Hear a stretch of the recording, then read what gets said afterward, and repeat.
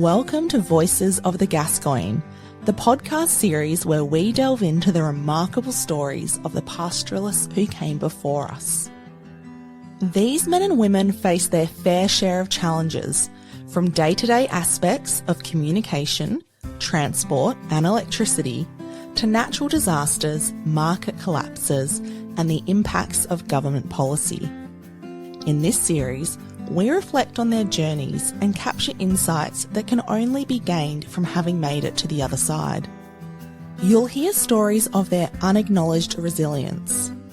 For them, it was simply life, but for us, it serves as both inspiration and a chance to learn for the future.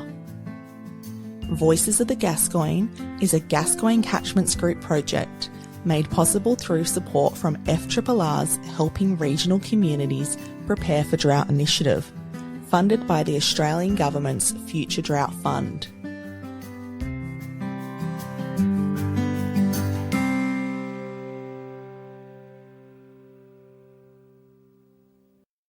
In this episode, we hear the incredible story of Libby Gooch. The year is 1972. And Libby is a young mother living on Manbury Station with her husband George and their 3 children. In a matter of months, she loses not 1, but 2 of the men in her life. In an instant, her world is changed irrevocably, and Libby finds herself facing the fight of her life to keep the family property. The road is fraught with challenges and sacrifice. As the only woman in the region, and perhaps one of a few in the country, to be at the helm of a pastoral business. As you're about to hear, Libby's story is not defined by the tragedies and hard times she has endured. It's what she chose to do in the wake of them that is her story. A story of resilience, determination, and true grit at a time when the odds have never been stacked so high. Libby, who was 87 at the time of recording, is notoriously private and was very reluctant to share her story, so it is a real privilege to be able to share it with you. To start our conversation, I asked Libby to take me back to where her story in the pastoral industry began. My great-grandparents came out from Germany, late 1800s, settled in Ballarat, and then one of the sons, my grandfather, came over here. He was a water driller to start with, and then bought Uringa Station. Both grandparents died fairly young, and my father was doing his junior at Hale at the time. He was the eldest. There were 3 children, Dad, Uncle Norm and Auntie Bill. Dad left school to go after he did his junior, went back to Uringa and ran that and looked after was guardian to his brother and sister because he'd lost both his mother and father. Time went on.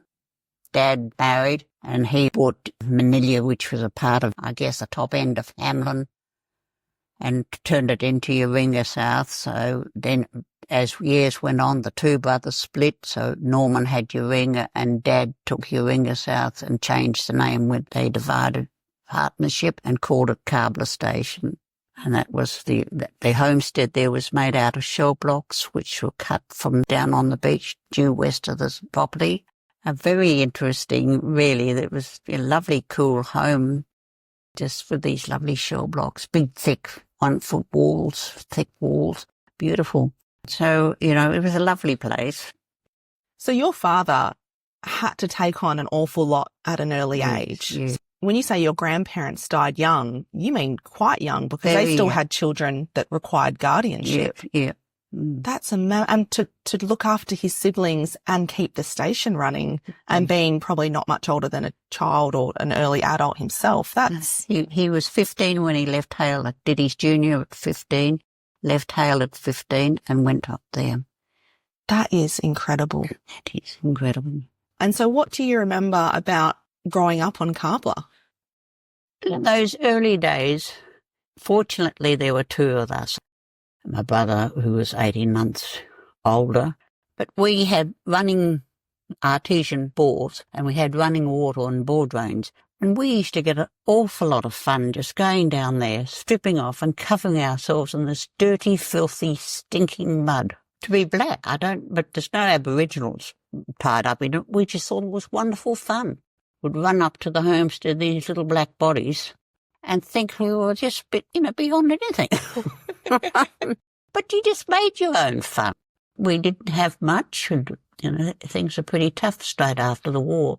But there was always something to do, just played around and just made your own fun. I suppose you wouldn't know what you're missing out on and what you didn't have. That's it. Did you get to see other children often? Very seldom, but when we did get to see other children, as we got older, when we were very small, no, I can't remember, we were just, I had a cat and always a pet lamb or a goat or something like you always do in the bush. And we just had each other when we just sort of played around mainly with, sunshine milk tin with some stones in it to make a noise and pull it along the veranda and this sort of, you just made your own fun. You never had much. How did schooling work? To start off with, we were on correspondence. In those early days, you had sets, 20 sets to a year, of which you had 2 weeks to complete a set. And that was all done but from Perth, so that they came up from Perth on the mail truck eventually to you. You had 2 weeks to do it. Then you sent the set back to Perth to get marked. And just after the war, there was hardly paper, so you would get a large piece of paper, but on one side would be already filled in by somebody from another station with let's say, a spelling test or something, and there'd be the other half of the piece would be plain, so you might get it on a return set, for you to fill in for your next work. Wow. It was very interesting, hard things. Also, when we got out of the pencil stage, we had the old dip-in pen. You dipped it into the ink, and then you had a nib. That was a bit messy.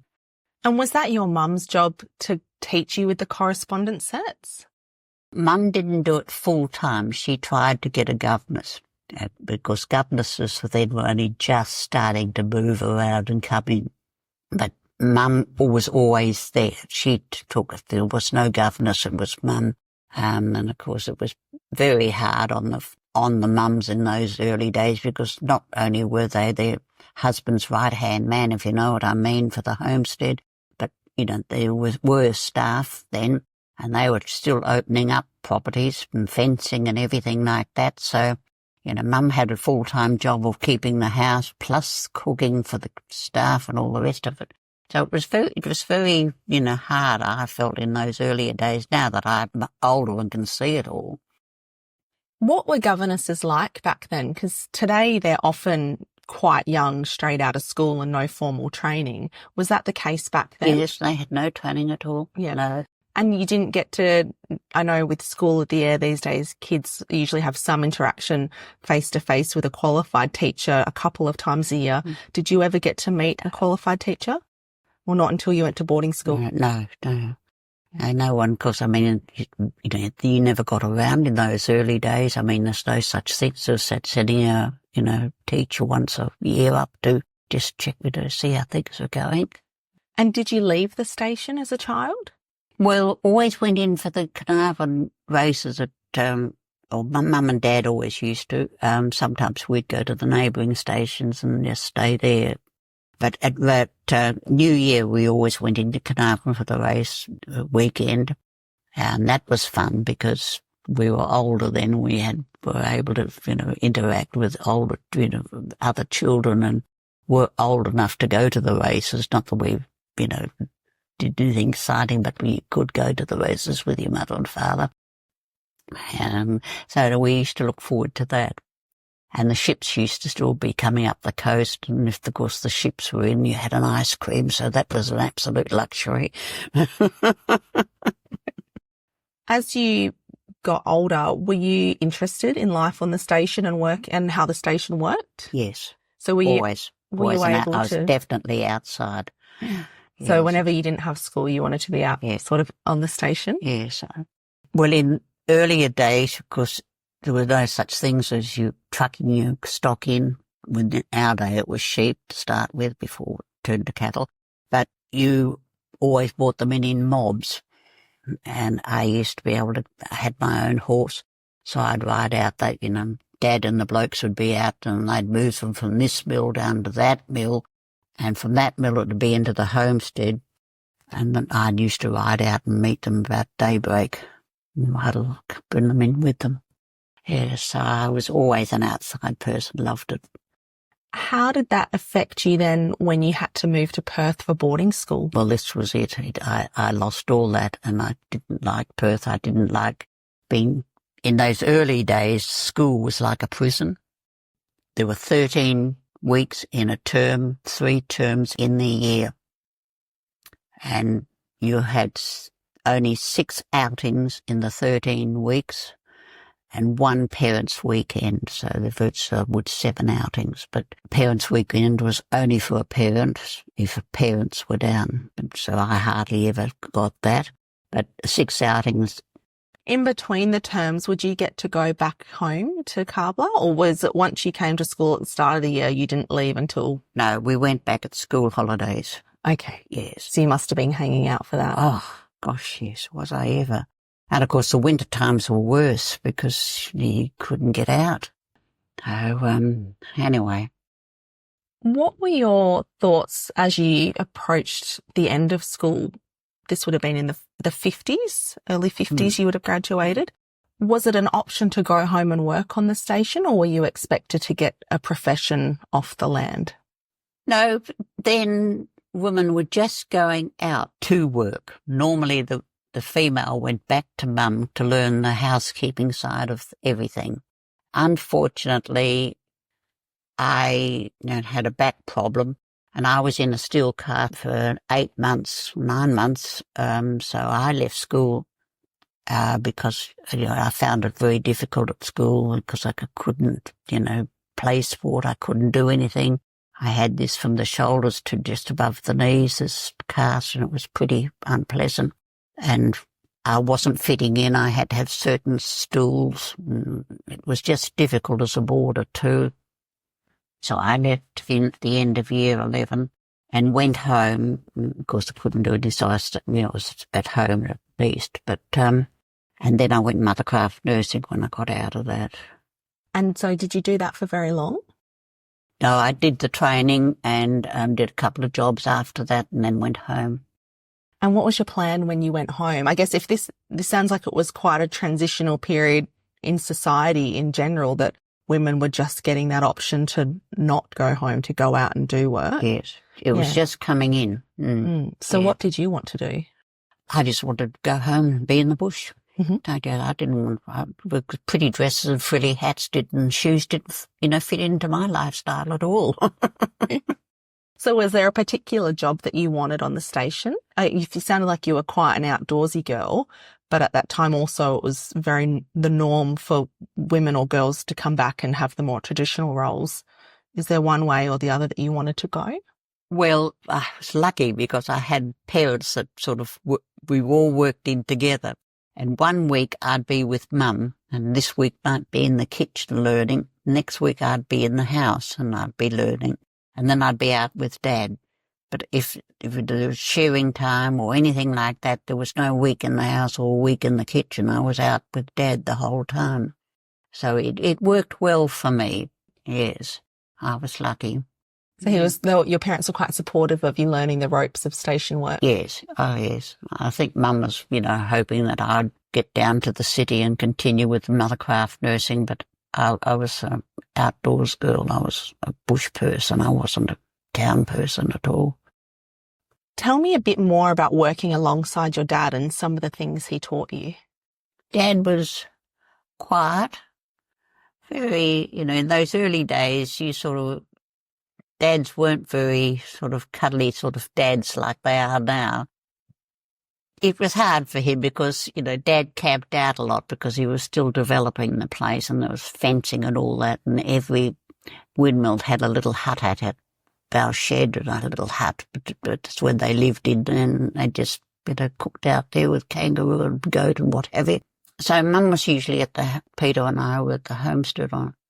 But, Dad sort of, I was keen, he knew I was keen to be out with him, and we used to go out at weekends, holidays, and camp out with him and that sort of thing, and just mess around, probably be very annoying, I suppose, too, but because I was probably too young to do an awful lot. But I'd love it, just absolutely love it. Dad was a very quiet man, had patience to teach you, but if he saw that you weren't cottoning on, he'd explain it again to you. I think I'm very like him, really. And a third time, you're a bit useless, forget about it attitude. But he was very good if you you had to stop and listen to him and say, Dad, I can't understand, and he'd tell me again, and he'd go right the way through it, then you'd cotton on and you'd be right. But he never sort of gave up on you. He just, but in the end, if he still felt you weren't grasping it, he'd cut his losses and move on. I think so. What sort of things did he teach you? He taught us all but both of us knew. I mean, we didn't know, I didn't know how to ride a bike. He was flying an aeroplane and just happened to say to me one day, you've got no choices. You and Mum are here on your own. Peter was away jackarooing. You either learn to fly the plane or ride the motorbike. And did you want to learn to fly the plane? I wanted to learn to fly the plane, but of course at 16, how can you get a license? So it was a motorbike. So with a Harley Davidson, which was twice the size that I was, I rode that. I don't know where I was going to put Mum if there was an accident or anything else. I didn't think about that. I was just thinking about me, I suppose. It was fun.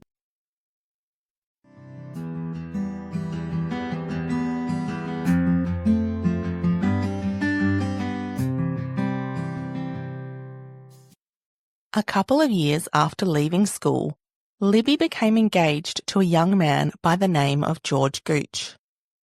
While they had initially met during their school years, as Libby explains, this was not a high school sweetheart story. I knew George because he was at Scotch College when I was at St Hilda's. I thought he was a loud lump. I wasn't very impressed at times, or wasn't impressed at all, really. But he had a car in his last year at Scotch, and he used to fill it up with some of his mates and come through St Hilda's drive right the way, the road went right the way through the school. And he'd drive it right the way there and wave to everybody and be an idiot. And I thought, oh, stupid man. So it was not love at first sight? It certainly was not. And then I ended up by marrying him. So if it wasn't a blossoming romance in the school days, how did you reconnect those years later? At the New Year's race meeting in Carnarvon, there was a whole bunch. There was Beck Hareman, a whole bunch of young jackaroos that were Dahlia, Wanagi, and Lyndon were there. They were all they'd been jackarooing over in the goldfields, and everybody knew everybody. And George, of course, he'd jackarooed over there for 3 years. So it was quite a lively New Year. And George just happened to say to me, he was a very good cricketer. He could have played state cricket if he had, put his mind to it and the station wasn't involved. But anyway, he said, what about coming down for Country Week?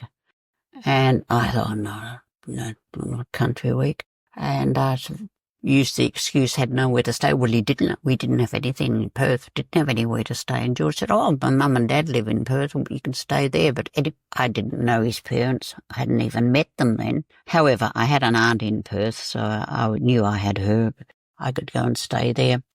And I had a couple of friends, school friends up, so we all sort of met. I think probably Manbury. There was Mick Hareman, Tim Darcy, a couple of jackaroos off the station. There's about 4 or 5 carloads, and we went down to Eureka. We had a barbecue at Mum and Dad's that night. Oh, there was Carbler then, and set off for Perth. There was about 3 or 4 girls and half a dozen blokes and about 4 cars. And I went with Mick because I was quite keen on Mick. But halfway down the track, George said, "Oh, you come, we'll have a swap around or something. So you go with you, and you're coming with me," since it was me. Anyway, one thing led to another, got to Perth to stay with my aunt. I only stayed there about a week, and George said, "Come and stay with Mum and Dad." So that was the start of the whole, beginning of the romance, I suppose. Wow, it sounds like he had to do some engineering in the seating arrangements to get what he wanted. I did. But it didn't work out. You were both trying to sit where you wanted to sit, and he got his way at the end. Country Week, can you explain that to me a little bit? Because it used to be quite an institution. It was excellent, actually. It was all every country town would try to field a Country Week cricket team, and they'd go down and compete, to eventually we got up in the A grades, and it was massive fun. It really was. It was cricket by day and, out at night, because you never stayed at home at night. Wasn't an awful lot to go to, but you always went out for dinner at night. It cost the blokes, dollars and dollars. But you always finding these new places to go with, and it's always with your cricket mates and everyone. But we all got on so well that it was lovely. From what I understand, from what a few other people have told me, it sounds like the kind of event where it was come hell or high water, everybody around the state would put their tools down and come in for Country Week. Whereas I don't think there's anything equivalent today where you could everybody would commit to taking that time off to come in for that event. No.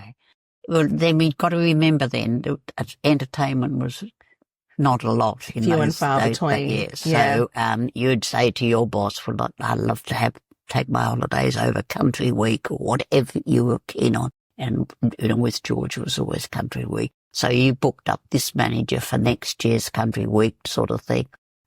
So, to manage the place while you were away. So you had at least 10 days, usually a fortnight off. And a lot of cricket being played and a lot of romances started, from my understanding. Yes. And the boys took the cricket on very seriously. After Country Week, once this romance has started to blossom, you go home to Kabla, and Manbury was about 300 kilometres north? 100, 200, yes, about 300 kilometres. Yeah. So you're about 3 hours apart, or possibly, 3 hours on a bitumen road, but it would be all dirt roads in those days. How do you keep in touch with George? Like, what happens next when you're so far apart and the opportunities to go to social events are so few and far between? Well, there was no such thing as going to social events, but writing, because you don't write letters nowadays, but you did write letters, and the mail truck would come once a week, and you just longed for, letters. And that's the way. And we had, of course, the Hamlin post office was open only between 9 and 5. So that was difficult for phone calls. But we knew the postmistress very well, Grace Cross, and she used to, on a Saturdays or Sunday night, just let me plug or let George plug in. We made a time. We'll use 7 to 7:30. And she would give up her 10 minutes to plug us in, and then come back at 7:30 and say, "That's it." And so you'd say goodbye, and that was it. But we were very spoiled that way. Yes, she did it just for us.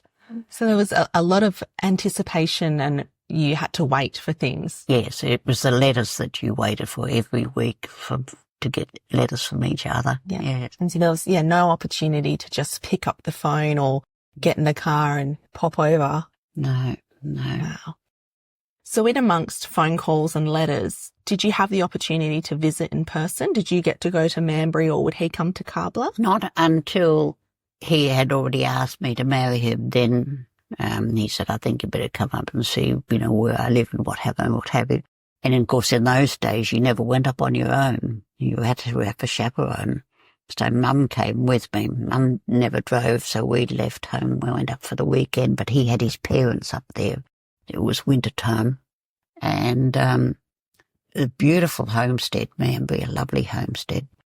And it was all spick and span. There was half a dozen sheep on the property and about 11 people working around the house. I nearly had a fit. And anyway, it was mind-boggling to me. After I sort of, was there over the we had a weekend up there for 3 nights we stayed, and then I went home. Mum and I, and I kept thinking to myself, it's going to be a hell of a big change up there. As I say, there were more staff on the place than there were sheep in the paddock. It sounds like home was a bit more of a, I don't know if this is the right term, but a battler's block, like you were developing it from scratch and yes. really having, whereas Manbury was more developed and seemed to have a bit more money behind it with the staff. Yes. Had staff and, lovely homestead. That end was beautiful. But of course there was not the stock to carry it. There was not, to me, it was all unbalanced when I first went up there. And so when you moved to Manbury, do you have discussions beforehand about what your role will be when you go to the station? Because again, we're in these very traditional times where women are kind of expected to have a certain role, but then your parents were a little more progressive and allowed you to kind of go outside that box. How does that work when then you're now joining another family? Like, do you try and suss that out before you agree to marry him, to go, what do you expect from me?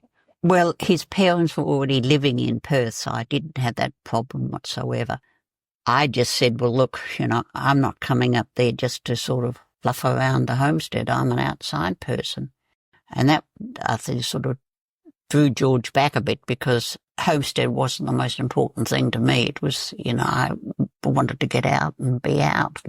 Well, I said to Ryder right in the beginning, I said, if you marry me, you marry my animals too, of which I had a cat and a cockatoo and a milking cow and 3 or 4 hangers on there. So I had about 7 cattle going up in a truck and all the rest of it.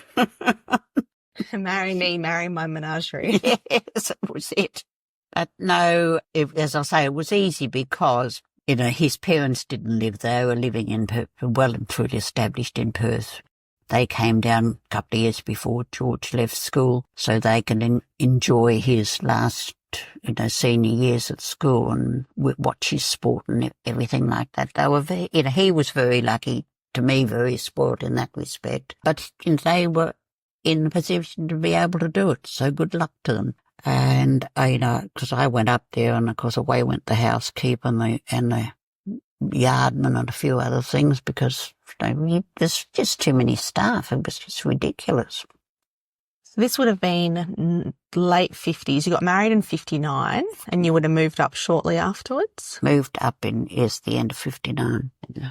What was station life like in the 1950s and early 60s? What was the lay of the land? Yeah, well, we had 2 fridges. The one in the outside, it was in the staff dining room outside, was meat and meat only. The one inside was for the butter, the milk, and what I say fancy stuff. We had a fairly big Coolgardie safe that held everything else on the veranda. What is a Coolgardie safe? It's a wooden frame, then wooden shelves. We had 3 in ours. Then covered completely in hessian, door in the front, which was a wooden door frame, the rest was all hessian. On top of this frame was a tin box that was full of water. It sat on the top of the cooler of the frame, and in that they had hessian sleeves, and you put half the sleeve in the tin of water and hung the other half over the frame, down onto the hessian side and the back of the hessian. So it just seeped water down there and the wind would blow it and it'd keep the stuff inside cool. It was just like a water bag. Wow. And so what would you keep inside of that? Everything except the butter. Okay. Well, you'd put the butter in there too, but in the cooler months always. But in the summertime it would never go to oil in there, but it would be very soft. Mm-hmm. And so this was before you would have had electricity on the station? Oh, yes. Or did you have a generator? We didn't have a generator to start with. We just had a motor that we'd start about 6 o'clock, 6:30, and that had to be off at 8 o'clock, 8:30, whatever it was. And that just was direct. And then we got the generator, then we had lights at night instead of a candle, and because the snakes were pretty plentiful then. So, we always had a hurricane lamp that you carry around at night if you're going down to the bathroom or something, always. Everyone, then we got a bit fancy, and my mother-in-law used to go around and pick up some very nice, lovely old glass lamps, beautiful. And they used to put those in the main bedrooms at Nambu. Was this similar to how you lived at Carbla with the lack of electricity and using lamps and to get around? Was that much for much? Much. Okay, so it wasn't a big change for you at least. It wasn't a big change. But also just, I guess, a big difference between then and how you live today, though. Oh, gosh, yes. What a change in such a short period of time. Yes. What about hot water? Hot water wasn't such a thing, and you boiled that on the stove for the washing up. There was only one shower at Mambury at the time when I went up, and that only contained cold water, lovely in the summertime, so we all used that. But of course in the wintertime, totally different. But the 2 bathrooms had a bath heater in it, of which you had set a little fire under the hot water bowl inside the heater, and you left that for, had your fire going for about half an hour. Only little chipped wood, not big wood at all, only chip stuff. And then you just, run it, that heated the water, went through and heated your bath, so you'd have a hot bath at night. Would you have to share the bath water because you could only heat one lot of water? Yes. And I suppose this may sound a little strange, but would you also bathe every day? Or would you just wait until you were quite dirty? Again, if it took such an effort to kind of run a hot bath. Well, in the summertime, you quite often just went under the hose on the lawn to start with. It watered the lawn and cleaned you. But in the wintertime, no, we'd not every day. Mainly George used to sort of have a good wash outside if he was dirty, and then would just sort of top and tail inside. But no, not every day, really. But the summertime was different, as I say. We used to get under the hose more than anything else. You said to me before we started recording, and I found this quite interesting, that at some point the introduction of the donkey hot water system came to Mambury, and that was a really exciting thing for you. Oh, it was. You've got no idea. George put in a donkey outside, and we were able to get old fence posts because we're turning wooden fencing into steel fence, posts then. So we had all these old fence posts, and we put these under the big drum. There was a 44-gallon drum full of water, and the fire was underneath the drum. And we just feed this in, light the donkey around about 4:30, 5, give it an hour, and then we'd have hot water. We just thought we were living in Buckingham Palace, I think. What was it about the donkey compared to how you would heat the bath water that made it so much more convenient? Was it that it would come through a shower head instead? Yes. And there was more of it? Or not so much more of it, but it would just, come on, you could go to the bathroom, turn on the hot water tap, and you got hot water. The shower, we only had the one shower and one shower outside.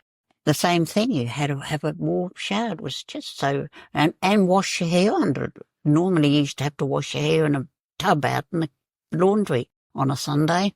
Those tin buckets they used to use in the shearers, what I used to call the wash buckets, hand buckets. And we used to have one of those, and we used to wash every Sunday, bake the water, get warm water and wash your hair in that.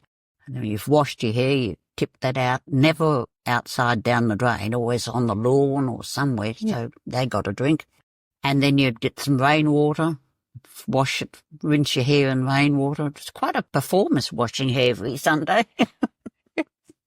It sounds like in those early years of your time at Mambury, there was quite a few changes. The introduction of these mod cons like the donkey hot water system, the generator after a motor, having lights at night. I understand that's in the Homestead area, but out on the station you just said you were converting from wooden fence posts to steel fence posts, and that there was also the introduction of machinery to help with jobs that were previously manual.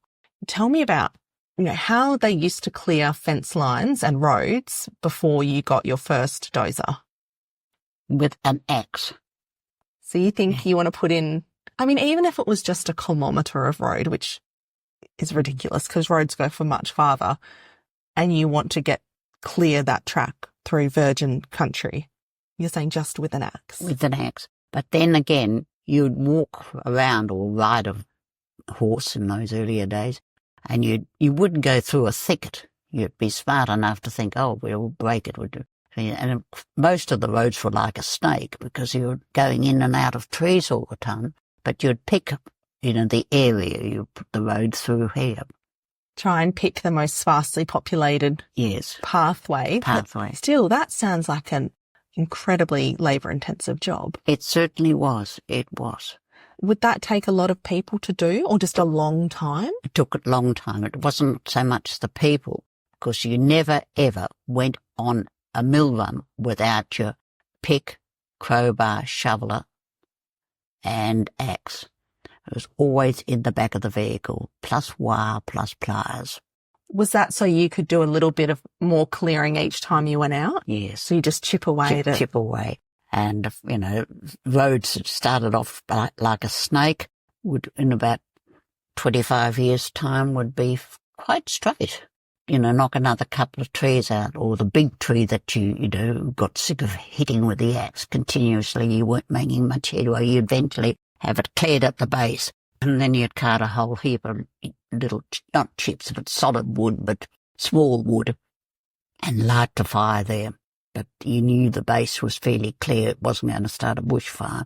And you'd light the fire under the base and just let it in, so it burn slowly.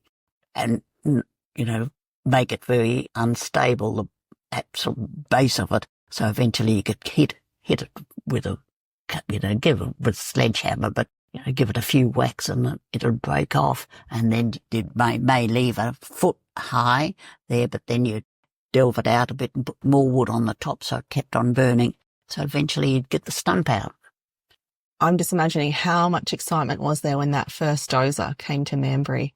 I've got no idea.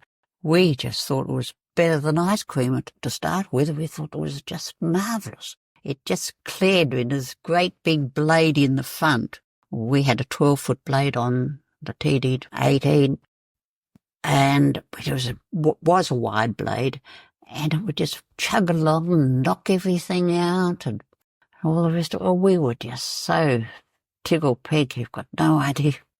What do you think, out of all those changes in those early years at Manbury, what do you think was the best one?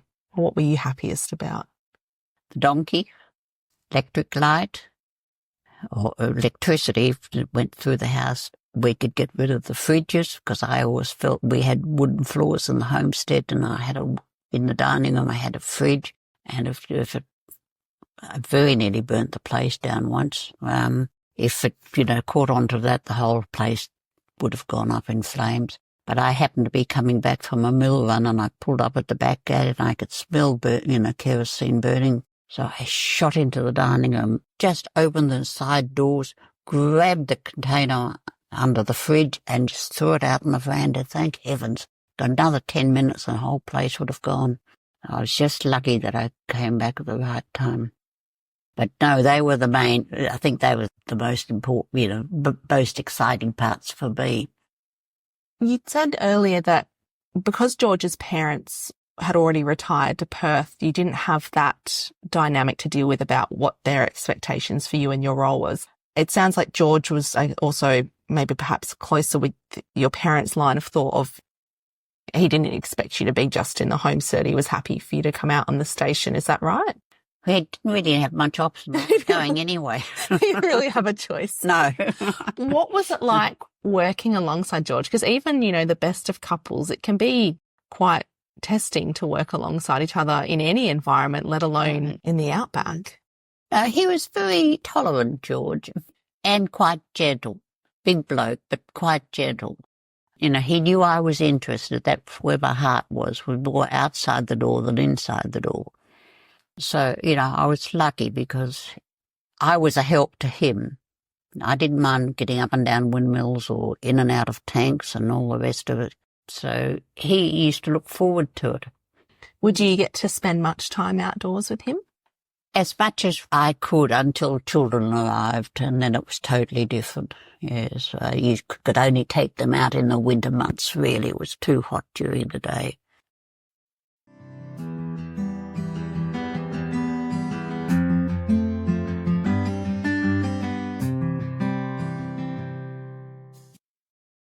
What was your social life like on Manbury?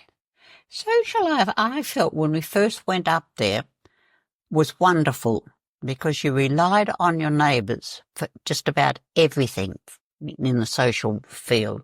And someone would just out of the blue ring up on, let's say, first thing Saturday morning, barbecue here tonight.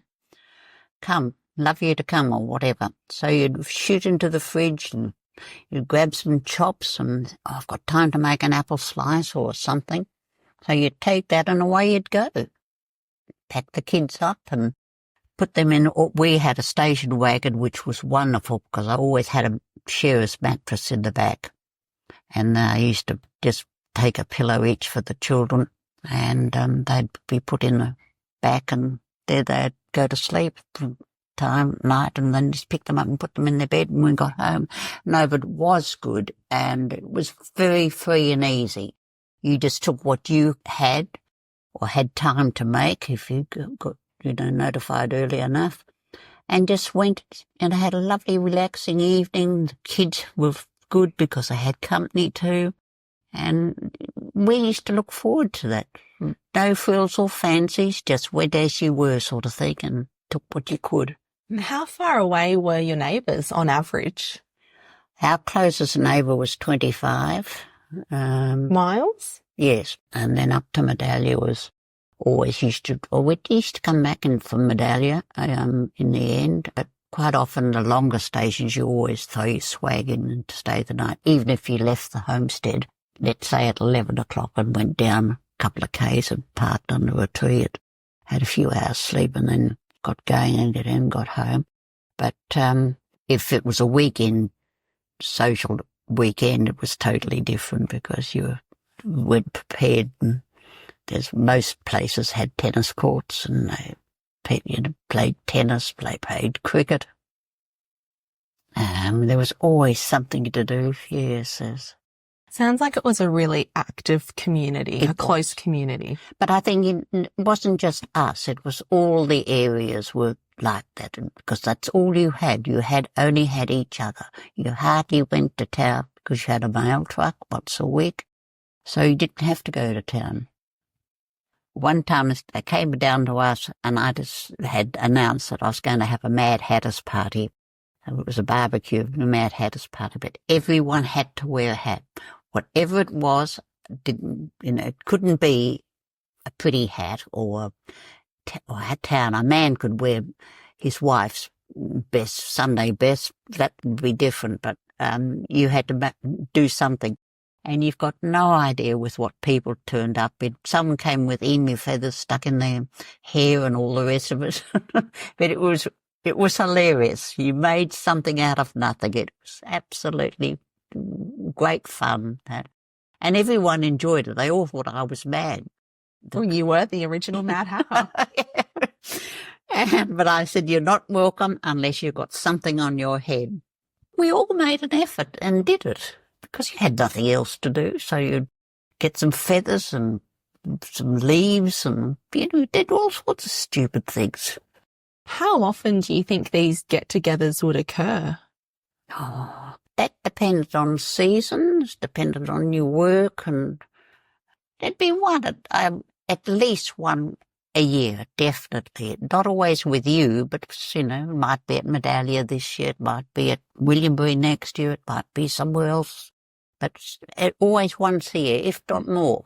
And is that the same with the barbecues as well? The barbecues are more frequent, but mainly just between neighbours because it didn't take long to get over there. Yeah. But big functions, as I used to call them, big functions, you invited the whole area. That was a special weekend. And what about sports events? I understand, George was a mad cricketer. So how did that play into catching up with people? Those who had tennis courts always took their rackets and played tennis. We had tennis court plus the cricket pitch, which was more important than the tennis court, I thought. And he put that in himself, a cement one, which was great. But then not all men wanted to play cricket either, because George would play, it was 120 in the water bag. We wanted him to go out and play cricket. But we were having a barbecue that night. And it was getting darker and darker, and I kept on saying, come on, you better come in. Oh, one more over. But the one more over went on for another hour. Eventually it was quite dark, so I thought, okay, And I won't say any more, so I got some hurricane lamps, lit them and took them out and put them around the area where they were. Didn't say a word, just came inside then. 10 minutes later, they were all behind me. I think I actually was probably more, but thought it was bear time more than dark time.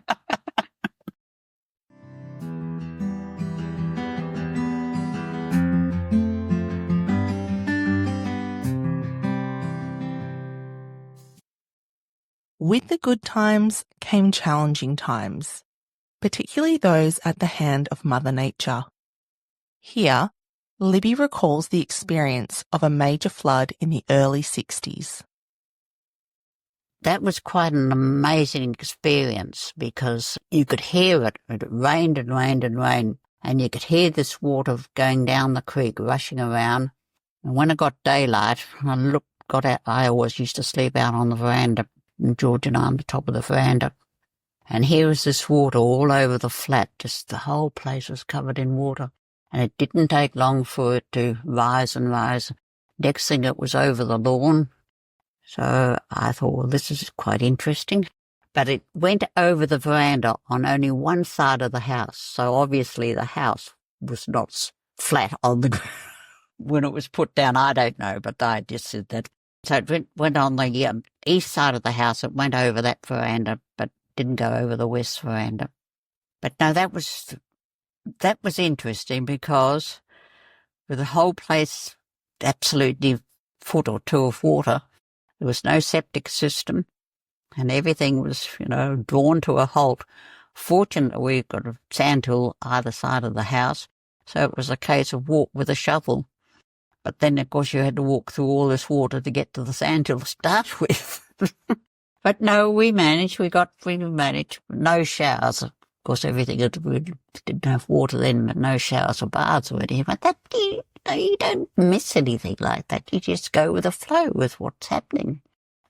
And if the water had have kept coming further, how would you, communicate with the outside world if you needed help?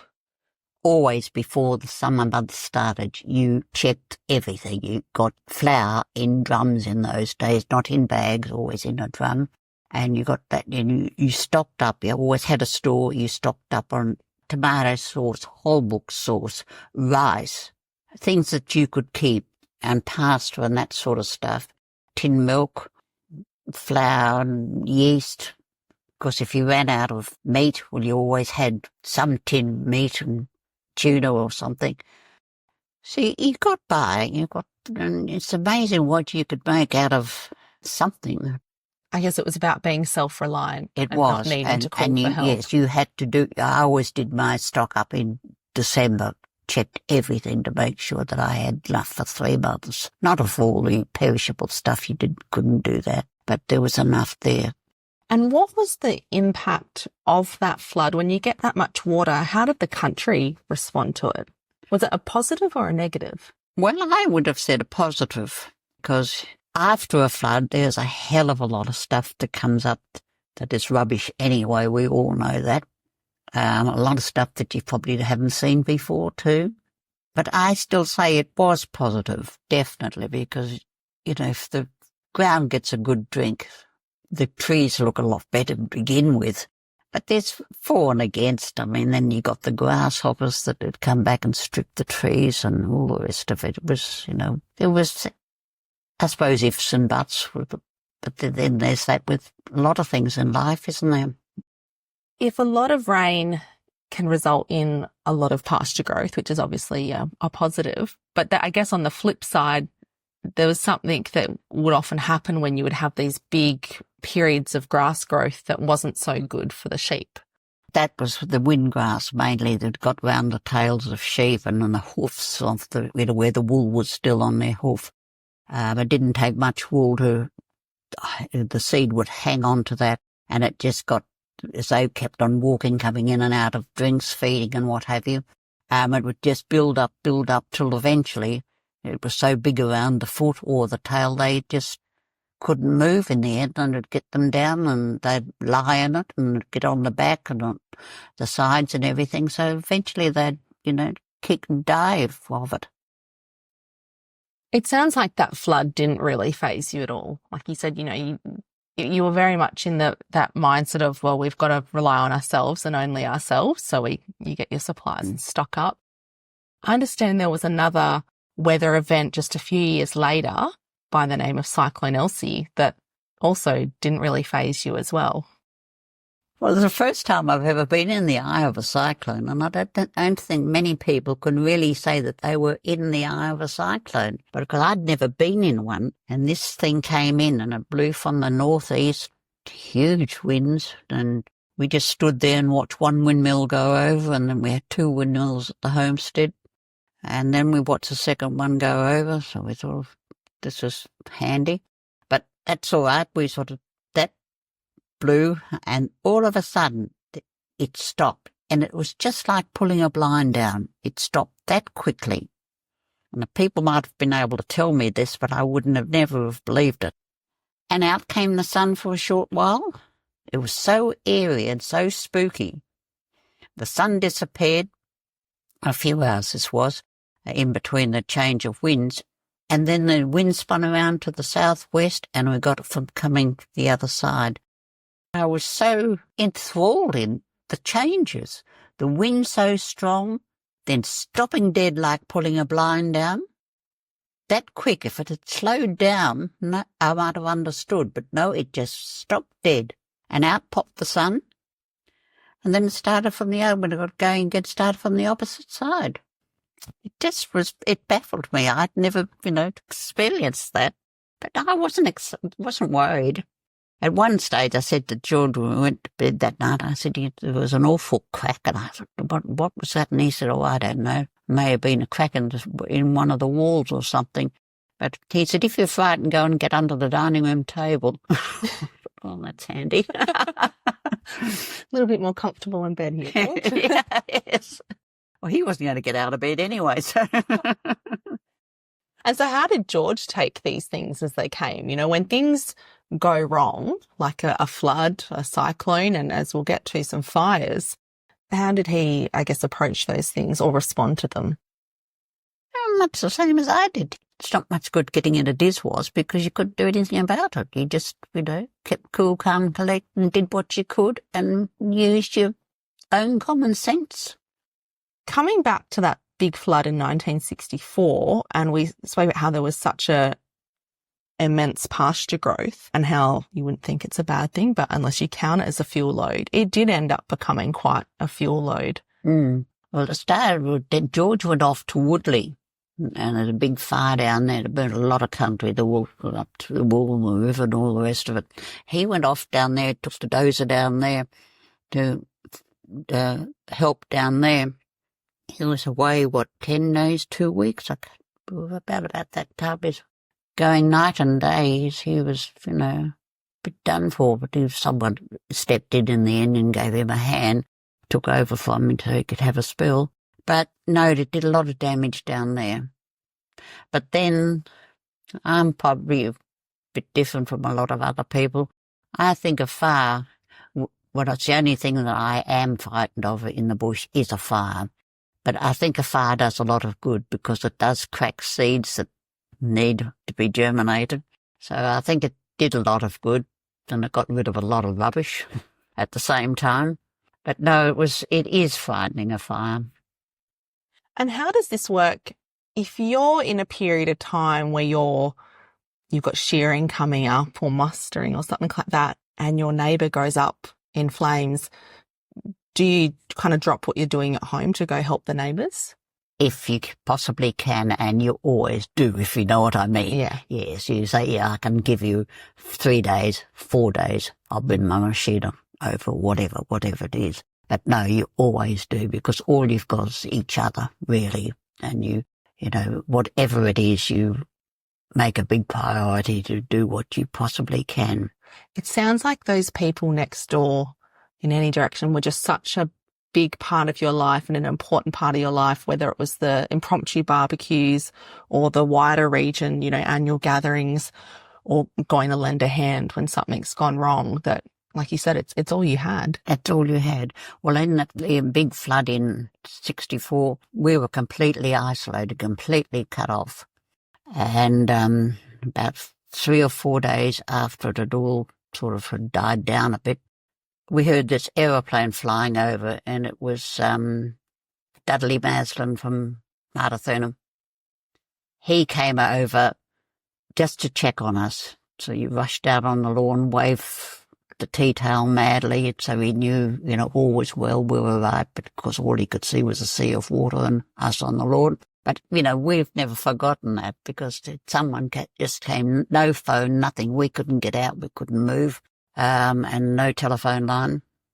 So this plane flew over just to check us, and, that we heard over the radio a few days later that this had happened, and there was people seen on Manbury, so they were right, and there was people seen on Coralia, and they were right, but he just did a circuit of the area. Yeah, but you always helped one another.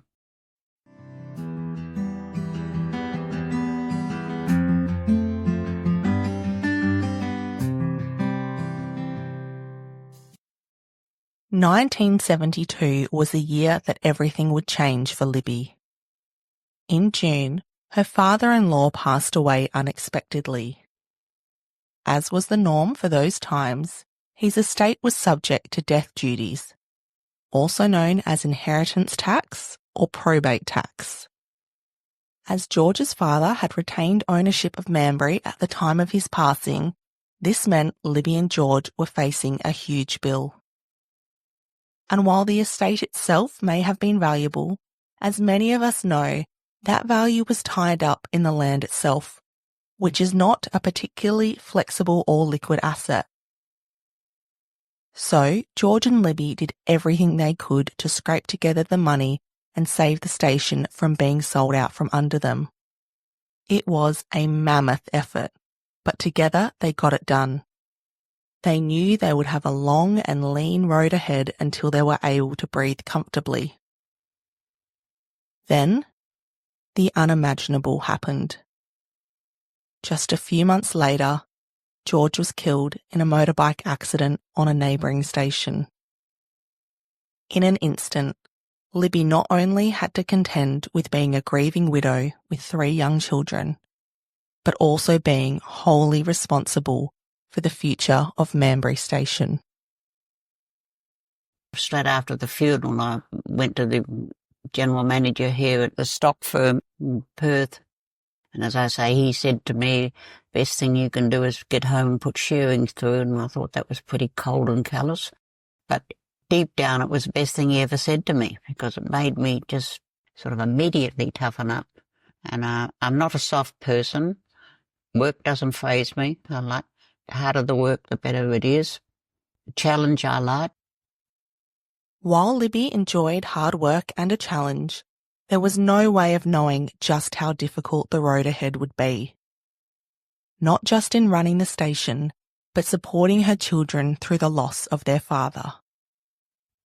My mother and mother-in-law both came back with me, which was good, but they were helpful and all the rest of it, but it was probably easier when they left, and I had to make the routine for the children and what have you, which was difficult because some silly person had told John that his father's now a twinkling star, and every night when it was dark he'd go and stand on the veranda and wave to the stars because he was waving to Daddy, and of course that would upset him. Well, he was in tears, I was in tears. It was quite interesting.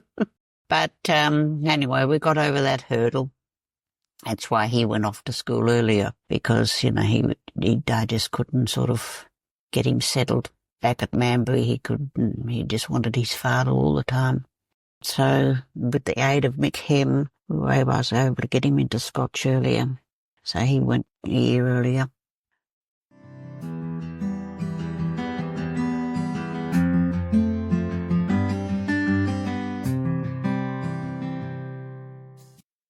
Well, George's father passed away unexpectedly, so we were hit with probate, which is a death duty. So they sent this bloke up to evaluate the place.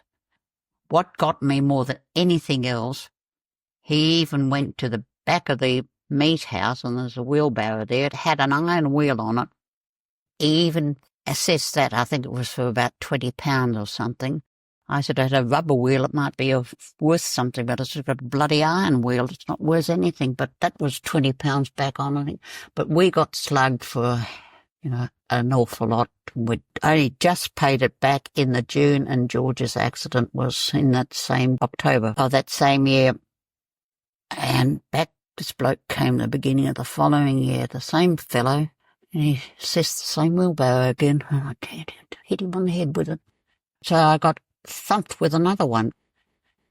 As if losing her husband and the father of her children was not enough, Libby was now faced with paying death duties on George's estate. It beggars belief, but yes, Libby now had to pay tax on almost the exact same estate that her and George had just moved mountains to pay only a few months earlier. How difficult was it to pay back George's father's probate? What kind of things did you have to do to make that work? We were on a very, very tight budget, and we couldn't go over that. If there was, for instance, fuel. There was only so much fuel we were allocated per month, so you couldn't. You had that. Everything ran on fuel, whether it was diesel or petrol. Lighting plants, shearing engines, motor cars, bikes, everything. So you had that, all that, and it was very, very difficult. Although we killed our own meat, I had chooks, so we didn't have to buy eggs. That side of it was quite easy. I had a big vegetable garden in the winter months, only melons and things in the summer, but, that was all a big saving then. But we got by. You do get by. It's amazing how you can cut down and go without, and you don't miss it. Did it feel like a big change? You said earlier when you first came to the station that there was more staff than sheep in the paddock, or that's how it felt like. There was a lot of, money being spent, and it was there was wealth around. And then after George's father's probate, you've kind of gone from one extreme to the other. Yes, it went completely. Yeah. So you'd already, had a few months of experience of living quite lean, and then this process starts all over again. So if I get this right, the value of George's father's estate when he passed and it was inherited by George, you had to pay tax on that. So then George owns the estate.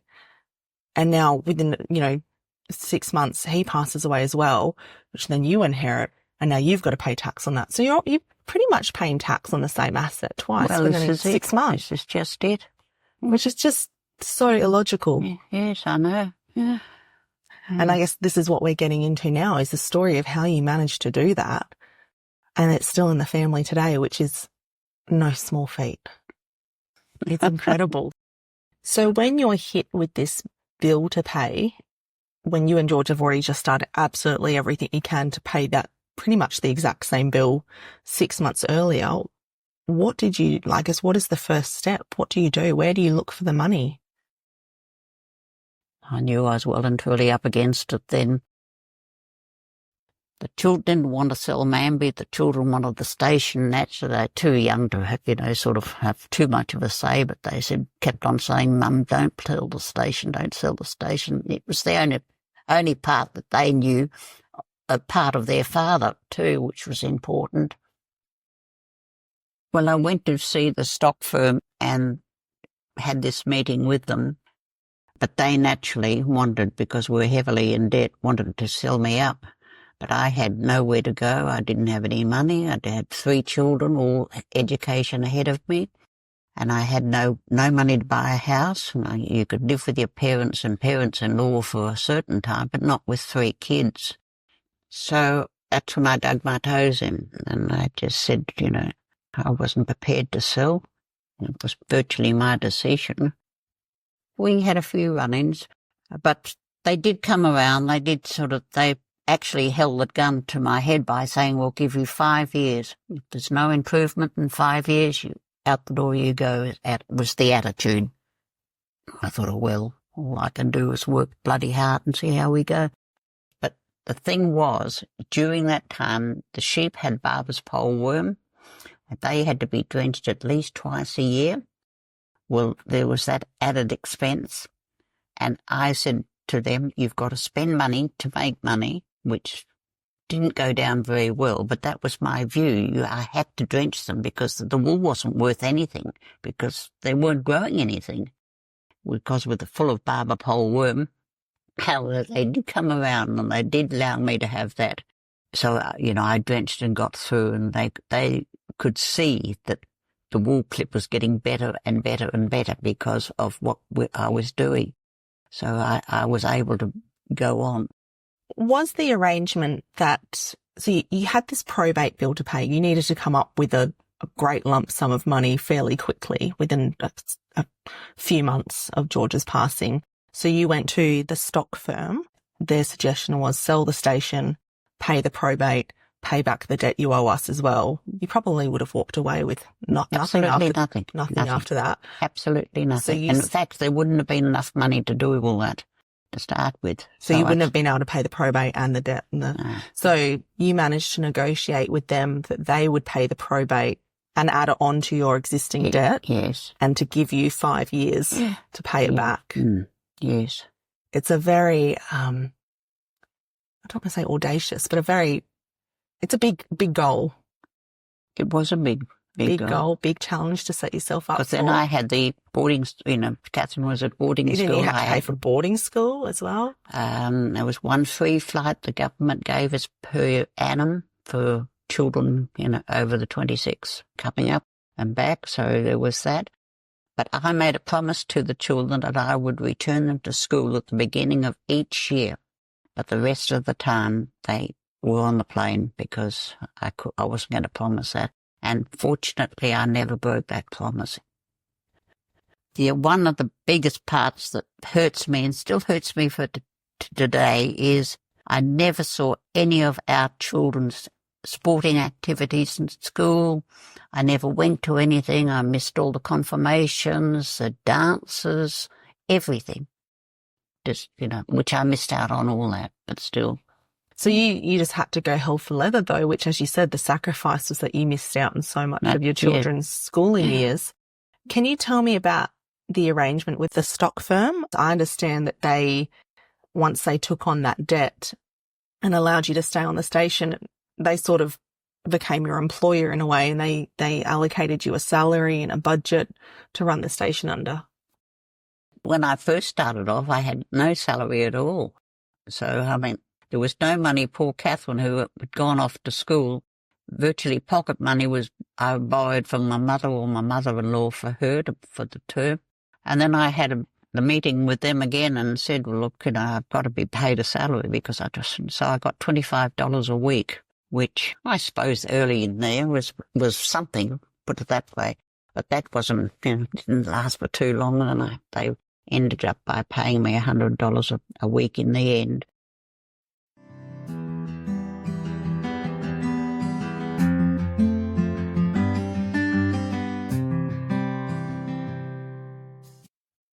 Libby was now the manager of Manbury, and not everyone was accepting of the change.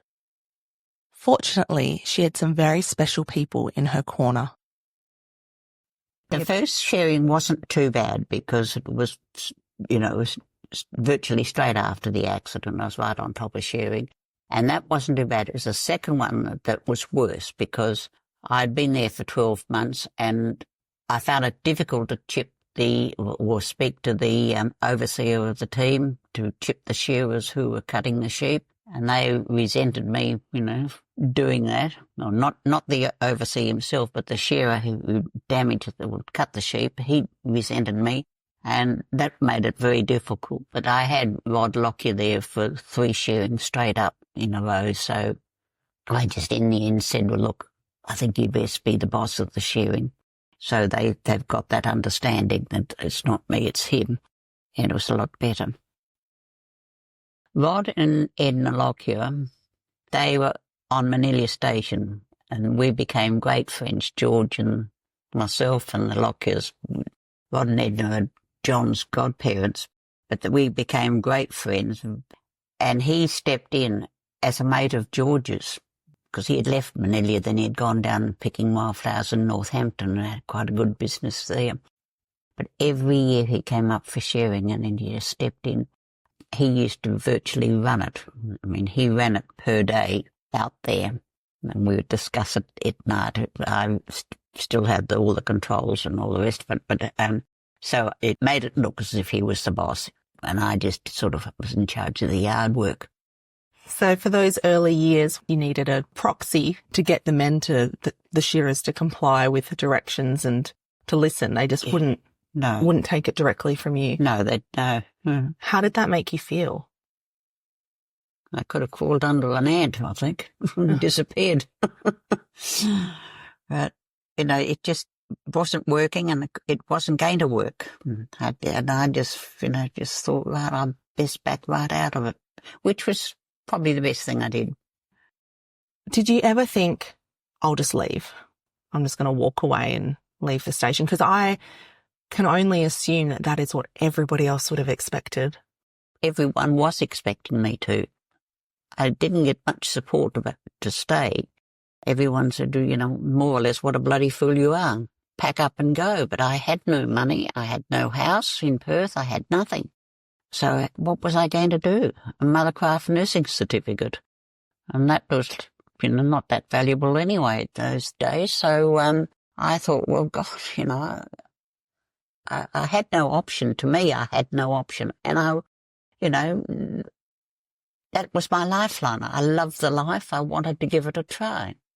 It was a challenge. I wouldn't do it a second time. But anyway, no, I dug my toes in and there I was. As you say, there's nothing more that you love than a challenge. No, that was it.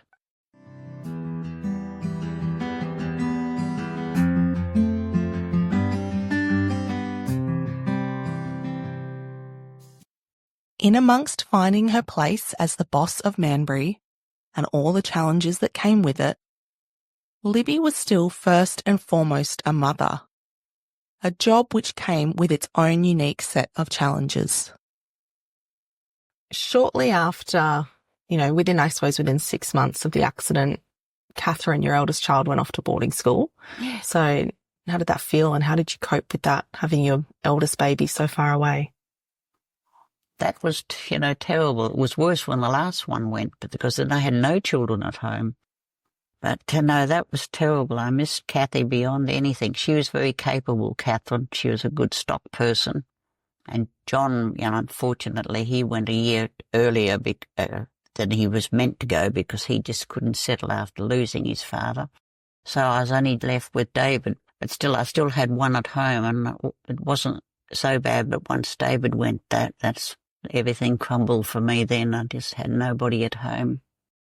Tell me about the years before the kids went away when you still had the two boys at home, because I understand, you had to juggle, and as you've said, you were on a budget. There's no room for a governess. So you had to juggle teaching the kids, running the station. And when we say running the station, you've taken on your job and George's job and probably extra staff members because you've got to, you can't be employing more station hands than you can justify.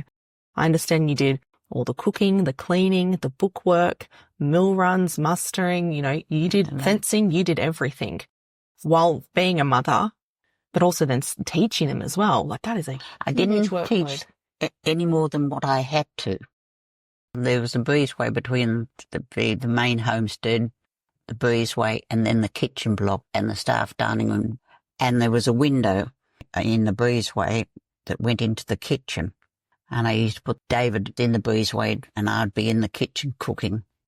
In the morning, if I was there with him, which I was, and I'd do all the main subjects in the morning, the maths and the reading and the English. And then in the afternoon, I'd go off and do mill runs, leave him to do colouring in or those sort of Bible story things, and which to me wasn't very important. And I'd leave him, set it all out, leave him to do it. But of course, as soon as I got on the bike to go, he got out the door and didn't do a damn thing. But one day I had a mill to pull, so I went out to pull the mill, and on this particular job, everything that could go wrong went wrong. Instead of there for half the day, I was there all the day, still pulling the mill and everything. I was strength on some things were a bit of a challenge to me, particularly the Stilsons on the columns, because a woman hasn't got the strength of a man. And I found some of those columns were damn, I just had to keep persevering and pull, sort of. But we got there. But anyway, I came back late one night, and fortunately the governess had given the kids scrambled eggs, which was wonderful. But she was there, and she was leaving anyway. So I rang the stock firm at 11 in Carnarvon at 11 p.m. at night and got the manager out of bed. And I said, if you don't get me a governess here within a week, I'm off. And from then onwards, when I put my foot down virtually, I had a governess. And, they allowed me then gave me the finance for a governess. In those early days, it was only about $7 a week. We did something ridiculous. There was no money in governessing whatsoever. But I had some very good girls too, some excellent girls. So I was very lucky. It just sounds so overwhelmingly busy those days of everything you had to do all by yourself. How did it change, I suppose, the family dynamic? And at this time, you're also trying to navigate grief and process that yourself and manage that for your children. I'd always come back at night, and the first thing Mum said to me, shower, change, and always do your face, put some lipstick on and it'll make you feel better yourself. Always did that every night. As soon as I came in, never sort of went to the kitchen, went straight to the bathroom, had my shower, which made me feel $1 million anyway. And then, I'd get the meals did. As long as the staff were fed, I wasn't so worried about the rest of us, visitors or anybody else. But the kids were very, very good. The bedtime stories never came again because I didn't have time for those, which was, but they understood that. But every Saturday, I still made a point of playing games with them. That was our big thing with the children. In the wintertime, we'd light the fire in the lounge room, and we'd have always a bag of marshmallows at the end of the fun night. But we'd either play, if it was Catherine's, she would choose this Saturday. Next Saturday would be John's choice. The next Saturday would be David's choice. And if we had to play snakes and ladders for David, well, we played snakes and ladders with David because it was fair. And we used to play late in the afternoon, then it was shower, and then it was sort of a finger meal of fun up in the lounge room or in the breezeway, wherever it was. And then we'd go up and have our fun in the games or whatever it was.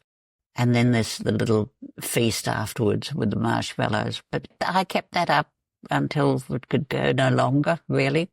It was great. But that's about the only thing I ever did with the kids. I used to, particularly in the winter time when things were a lot easier and you had surface water, you weren't, because I used to worry about the waters a lot, and because I never wanted the tank to get dry, because I thought, well, if I, can't pull the column or I can't get it going, I've then got to cart water, which I did once, had to cart, and I only had 44-gallon drums, so I used to put 6 on the back of the Land Rover and fill them up with the hose from the house. And the time I got it down there, that was all right. Emptied them all out, siphoned them out into the tank.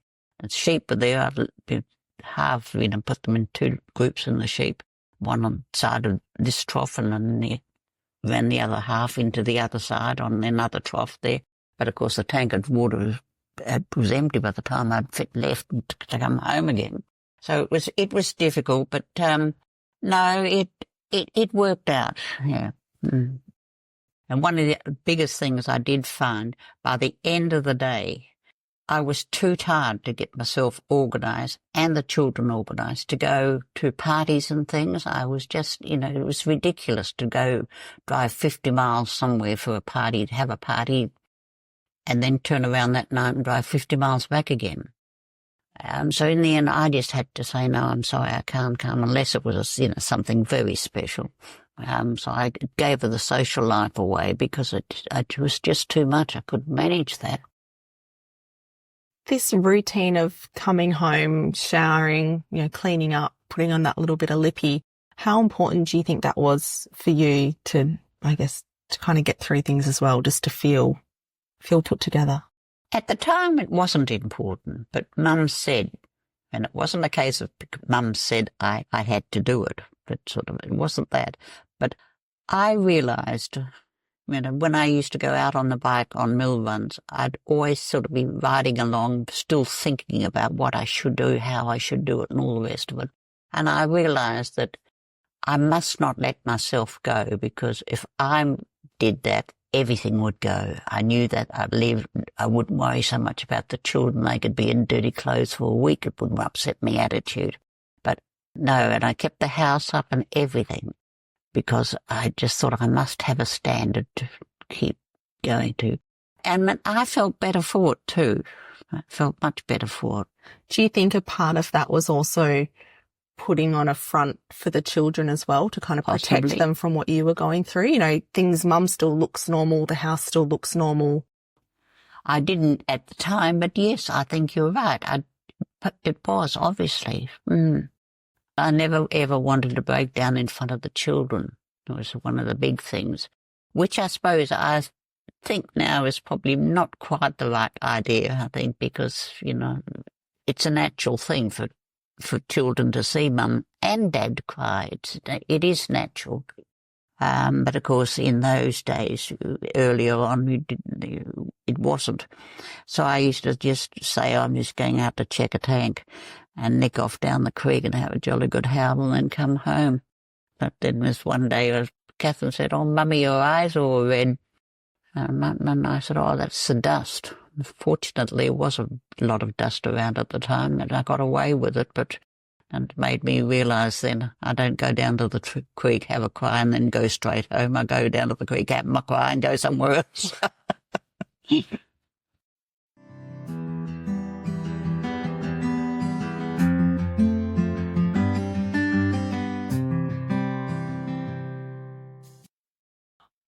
Tell me about the workers that you had that stayed behind on Manbury. Yes, well, Snow Kennedy, he was Aboriginal full blood. He was on the same muster as George, and he was the one that came in to me and said, "Boss told me to tell you to be back a bit later," because he'd sent him on home, and he got home about 9:30 that morning, and it wasn't until about 10:30 that I got the phone call of what had happened. But anyway, Snow stayed on and kept on staying on with me. He was very good. He had his own mob in town, and they used to come out, particularly at the holidays. I found that a bit annoying, because there'd be about a dozen down there at the quarters, and, you had to feed them. And I found that rather irritating, but never mind, we got all over that. I used to, in the end, say, "Well, look, why don't you blokes have a barbecue down there? I'll go and get you a roux." So I went and got the roux and threw it to them, and they had a lovely time. Gave them a loaf of bread and whatever, potatoes and onions. They didn't really want any more. Always made a apple or jam tart or apple slice or something. And they always happy as Larry. And he stayed on with me, and he was with me for about 4 or 5 years after the accident. Then one day he just came up and said, "I'm leaving, I'm off on walkabout." I said, "Oh, Snowy, we're only about 2 months off shearing." "Oh, no, that's okay, missus. I'm off on walkabout." And he went. I never saw him, came back. I think we'd finished shearing. And, but he came back, but he'd been up to Port Helen, Roban, and he was away for about, 3 or 4 months or something. But when he said he was going, I thought, well, that's the end of everything. But, I was able to manage and got through. How did you go learning, I guess, the ropes of running the station? I know you had sort of become George's right-hand man while he was still alive, and you had learnt a lot there. But there would have been, as you said, once you had the kids, you kind of were a bit more restricted to the homestead. Did you have to ask people like Snow and other workers how to do certain things? Like, I'm sure there must have been something you didn't know how to do, whether it was pulling a windmill or I don't know, there would have been I found the something. bookwork was the hardest part, because George did all that. I found that learning that to start with, getting all that done at the end of, every month, particularly the accounts paid. But no, I had Mick Hemmon, who was a terrific help to me and he was only virtually a telephone away. And I used to ring him and say, now I'm having trouble trying to rob an engine wouldn't go or something. What do you think it is? To me, it sounds like something to do with the fuel. And, he'd help me that way. Or if he was able to, he'd even fly down and give me a hand. So I eventually, got through it, but I also had to take things into Carnarvon more frequently to get them done, because I found that one thing I did find annoying, I didn't always have the strength to put a tyre back together. I could take a tyre off and fix the tube and all the rest of it, but then putting the last little bit back on the split rim. Yeah. That used to sort of catch me sometimes, and there's many a person used to come in just to sort of say hello and see how I was going. And I said, I've got a job for you. Can you put that tyre back on the rim for me? Tell me about Mick Hemmon and Jeff Smith. I understand there were two very special Mick blokes. Hemmon, of course, and George were both at school together, close mates all their lives. And he just, stood by me because of George right the way through without any flipping of an eyelid. He would answer me, help me, call in and see me, and did everything he possibly could. He was just a real true blue. Jeff Smith was an ex-station manager. He retired eventually into Carnarvon, and that's when I got to know him. He used to come out, and because he was bored to sobs, naturally, having been managing stations all his life, and he was bored to tears, so he used to just come out and help me. Very good station mechanic, always able to fix something, and there's plenty of things he could fix at Manbury, and because just about everything was broken. And they came out quite frequently just to help, also to get out of town to keep himself occupied. And I didn't have to pay him much. He didn't want much. He just wanted to be able to do something. So he, was marvellous to me, Jeff Smith. And as I say, Rod, of course, was next door until he moved off. Libby was the only woman in the district, if not the state, to be running a station on her own. And while she had a few good mates in her corner, not everyone showed her the same kindness and respect. I found that very hard, because there are some people in my area who I had to speak to about, worms, about this, about that. What do you think the cause is and why? How do you think I can deal with it? They wouldn't even answer me. They'd just walk off. Just turn their back. Yes, and I found that upset me a lot, because I just thought if they are George's friends, and some of them were neighbours, I was pretty disappointed. So I thought, well, I'll sort of just keep to the few that were helping me. I won't make it terribly obvious. I won't sort of, ask them to call in or anything. I'll just give them a phone call and discuss it over the phone. And did it that way. So, people weren't sort of, just sort of say, oh, look, this has cropped up. How do I handle this? A few sincere people did help me, but there were some who, as I say, were neighbours, but the people I also were asking were all in the district, and there were some of those that just walked off. They wouldn't even answer my question. I can't imagine what that must have felt like. It's one thing for someone to say, I don't know, or even if they said, if you don't know, you shouldn't be doing this, to at least acknowledge your question, even if it's a horrible answer, but to just turn their backs and walk away. Yeah. Part of me wonders if they didn't know the answer and they were too embarrassed to say. Well, I did think of that, actually. I did. But I never, asked anymore. I just kept to the people that were helpful to me. Was it hard for you to ask people for help like Mick or Rod or Jeff? I understand, station people are very independent and very, as you said, even with the flood, like you prepare before the wet season so that you are self-reliant. You don't have to call anyone to come and help you.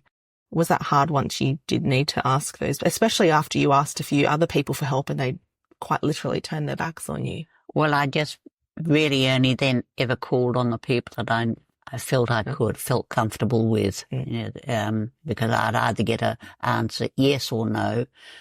Can't come this week, but I can come next week, but I can explain it over the phone, or I can fly, drive up and only stay a day, this sort of thing. So, I only asked the people that I knew. But as I say, I got very hurt with, some neighbours that just ignored me completely.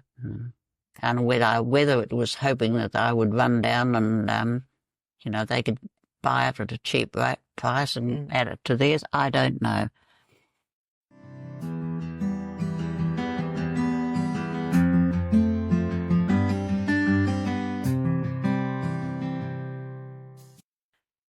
What did your day-to-day life look like in those first 5 years where you've got to try and pay back this extra amount added to your debt? I used to have 3 solid hours, and that was enough for me. I used to get up about midnight and do the bookwork. It was nice and quiet, all by the light of a hurricane lamp.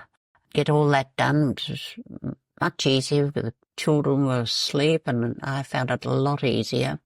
And I got into quite a good routine that way. But I never neglected the house either.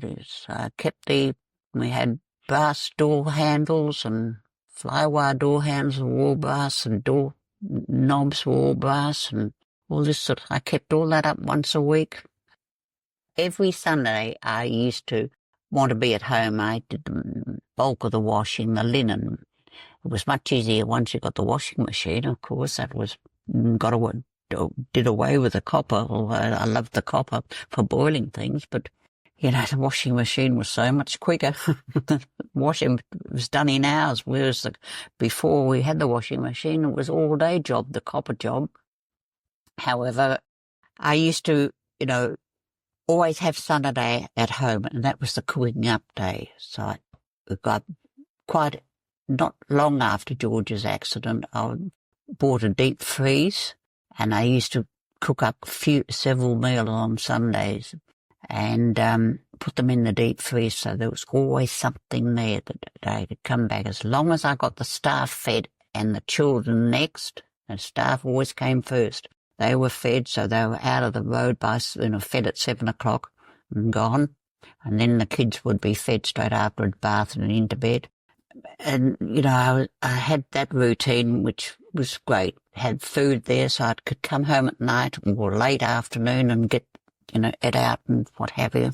So I was lucky. To say life was busy is an understatement.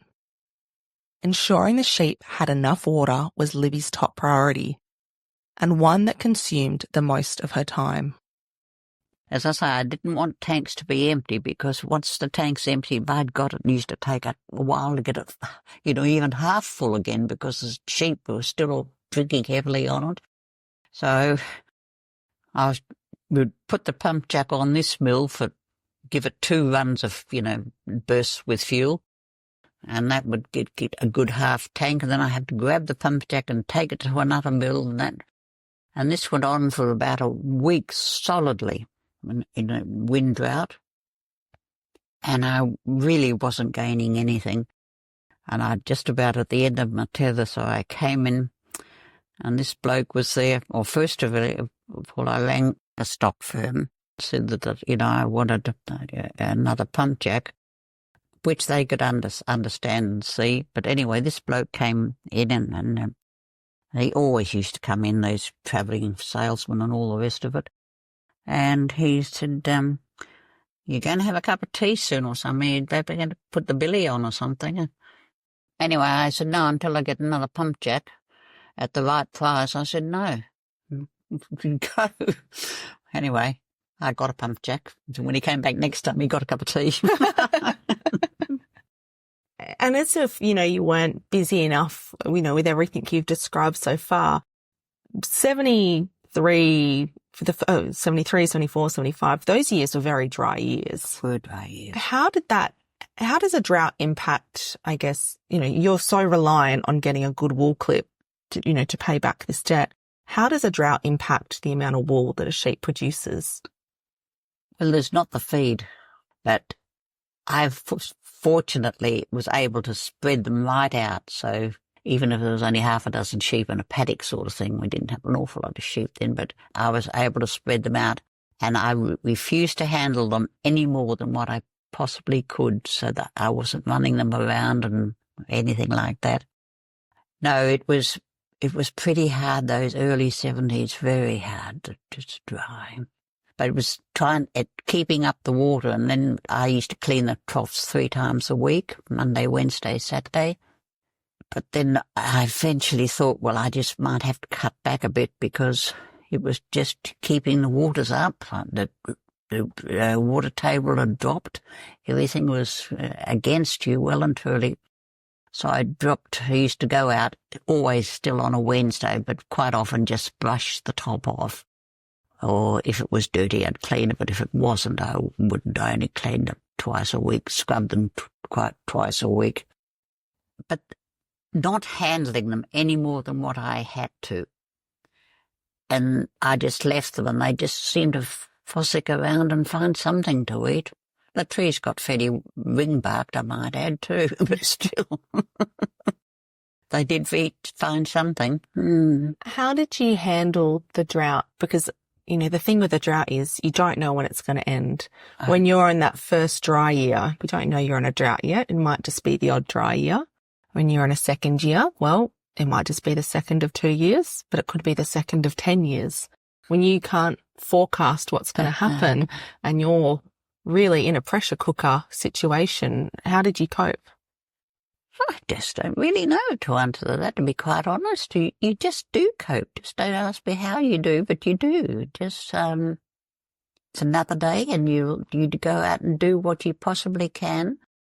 Not as little as you can. You don't want to I'd never wanted to handle the sheep any more than what I had to.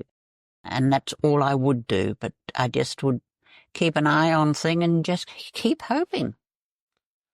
What about the kids during these years? So Catherine had already gone to boarding school. John wasn't far off going as well. You're trying to pay for 2 kids to go to boarding school and travel. How did you manage that, particularly when you're not making as much income as you could from the wool clip? Well, John was on a scholarship from Scotch, so he was sort of fairly safe there on that to start with. My mother-in-law worked at the Red Cross in Perth 1 day a week, and she was in the sorting department, and I never bought any clothes for the children. I had 1 good set each. Each child had 1 good set of clothes, and that included socks and shoes. Yes, but because the shoes only lasted usually a year because the foot got too big or the shoe got too small or so on and so on. But she got all the clothes from the salvos or, Red Cross, and I never, I used to give her a bit of money. I'm sure it never paid for everything she bought for those children. I never clothed the children, play clothes as I call them, at all. She sent all that up in big bags with people, coming through. And I just had this one good set of clothes, and then another better, not a good set, but another sort of good second set. So if they came to Perth, the children always looked nice. At least I thought they did. Was that something you cared about? Because I know for some people, having to wear second-hand clothes can be a very big deal for them, and other people just don't care because clothes are clothes. If they're still good, who cares? Whereas some people, everyone has different feelings about that. Yes, I know that because it was quite often pointed out to me. But it didn't upset me. It saved me money. My mother-in-law was so marvellous at it, and she bought, good, nice stuff. It wasn't just rubbish stuff. It was nice stuff. And I was as happy as Larry. And I, as I say, I used to give us a few dollars, but it never paid for very much towards it, I'm sure. But I was exceptionally lucky, and I just had these 2 sets of clothes for the kids, and they were home and hosed. You must have been hanging out for the kids to come home on school holidays. Oh, to have definitely, your babies back. Definitely. Oh, and of course, then we're putting them on the plane. I just about cried all the way home, but never mind. I was sure I wasn't the only mother. What were school holidays like? What would you do together? If you had time. Yes, I was lucky. All the children wanted to do was get home and do the mill runs and ride the motorbike or, this sort of thing. So I was lucky as when they got old enough they could do the runs on their own, and this I was that they wanted out. Yeah. So didn't have to a lot of entertaining at all. Your kids have told me a story, which I think in their eyes, they see you as a bit of a superwoman in this story. It was during a cyclone and you went out to, well, I'm going to let you tell the story actually about what you did. I went out to turn the mills off, and one thing led to another, and the roads got wetter and boggier. And I got to the creek. Well, that was running fairly fast and fairly deep. But I thought, I've got to get across this. So I pushed the bike up the bank and thought, I'll do this at a bit of speed. So, of course, away I went and drowned the motorbike in the creek. So pushed it out the other side, stood it up on a bit of high ground and tried for about an hour to get it going. Nothing. Couldn't make anything. So I was, 18 miles from home, but I still had another 3 mills to turn off. I could have gone straight across paddock, but I thought, well, that's a bit stupid. If I don't get home, someone next day may come looking for me. I must keep to a fence line road. And I wanted to be very meticulous. I had 3 more mills to turn off, so I was determined to do that. I had to go into the shed, I had to go into Sunny's, and I had to do Rampaddy, all on the way home. When I got down to Rampaddy, the creek was really running a gush there, but I got over that, fortunately, and then I had to walk home. It was, I was a drowned rat trying to walk with boots on in muddy paddock. It was terrible. Got back there, fortunately. The kids were in bed but waiting for me, but they were quite happy. They knew I'd get home, I think, in the end, but it was pretty hair-raising. I was knackered well and truly. And so that was 18 miles? 18 miles I walked. That's over 30 kilometres. Yeah. In a cyclone that you walked home. Yeah. And you just thought, I've got to turn off these other mills and also got to get back to the kids. No, I think about it. Why I didn't walk straight across the paddock and leave the other mills going, I don't know, which was the most sensible, but I was, had to do everything methodically. I still had 3 to turn off, so I was determined to turn them off. And, of course, the strong winds, it was hard walking, and it was with the rain and the wet ground and the wind, and, oh, dear. I lost a few kilos that night anyway. I can imagine. Did you find walking home in that big storm during that second cyclone frightening at all? Yes, I did find it frightening, but I thought it was exciting. What about other times on the station when you're out there by yourself? Were there other times that you were frightened? You're quite far from help. You're all on your own. There might be a few staff or the kids around. Oh, yes. This vehicle came in and they wanted to, it was in January, and in the back were 2 blokes in these heavy ex-army coats they used to wear in the winter time. And it was January, and they wanted fuel and they wanted meat. The 2 in the front, the only 2 that talked, the 2 in the back never got out of the vehicle or never spoke. they were very odd and they frightened me as soon as I saw them. And I said, I don't think I've got it in me. Well, we want something. So we took them down. The fuel house was just down by the garage at the back, right down the back. I took got them with the vehicle down there. Fortunately, I had a drum that I hadn't put in there of fuel, but I only had about a quarter of a drum of fuel in the petrol house. So I put that in there, and they couldn't pay for it, so I wasn't going to argue. I thought, because in those earlier days, the police used to come out about once every 6 or 8 weeks and just sort of, see if all was right. But once I was on my own, I got rung up quite a bit by the police just to see if I was okay and no one hanging around. So I was fairly well looked after that way. So I gave them the fuel, and then they wanted meat. So I said, look, I'm going to kill tonight, but I said, I don't think I've got anything. And I said, I think might have had some sausages there. So I went and got the sausages, a packet of sausages, I think it was, gave them that. I didn't even ask for money. They didn't offer. I wasn't saying anything. But that they'd no sooner gone. Fortunately, they did go. I was wondering if they'd may disappear somewhere else around the place, but no, they were left. And they had only been gone about half an hour when the phone rang. It was the police, and they were criminals in a stolen vehicle from over east. And I said, well, they left here whatever time it was. It was dark. And I gave them fuel, and they said, I'm glad you did. And they said, thanked me very much. And they caught them just up the other side of Manila. So I was very lucky there.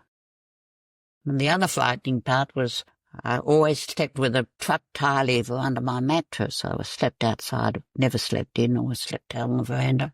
And I was at the top end of the veranda, and the kids would always sleep just behind me, further down the veranda. And I heard this vehicle come in, and I heard the back gate open and close, and then obviously got onto the veranda. Then I heard, anyone home? Anyone home? I was frightened as hell.